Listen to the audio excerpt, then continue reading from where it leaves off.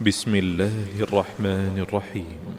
سبحان الذي أسرى بعبده ليلا من المسجد الحرام إلى المسجد الأقصى الذي باركنا حوله لنريه من آياتنا إنه هو السميع البصير.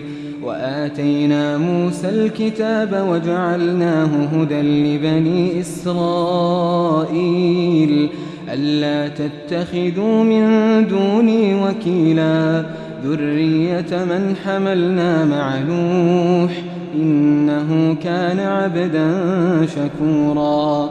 وقضينا إلى بني إسرائيل في الكتاب لتفسدن في الأرض مرتين ولتعلن علوا كبيرا.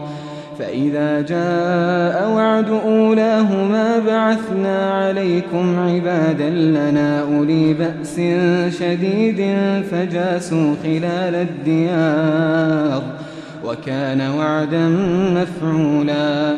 ثم رددنا لكم الكرة عليهم وأمددناكم بأموال وبنين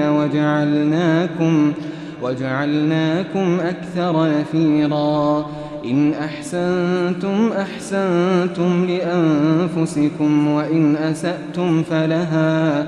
فإذا جاء وعد الآخرة ليسوءوا وجوهكم وليدخلوا المسجد كما دخلوه أول مرة وليتبروا ما علوا تتبيرا.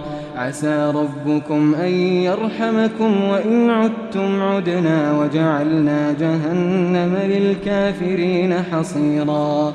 إن هذا القرآن يهدي للتي هي أقوم ويبشر المؤمنين الذين يعملون الصالحات أن لهم أجرا كبيرا وأن الذين لا يؤمنون بالآخرة أعتدنا لهم عذابا أليما.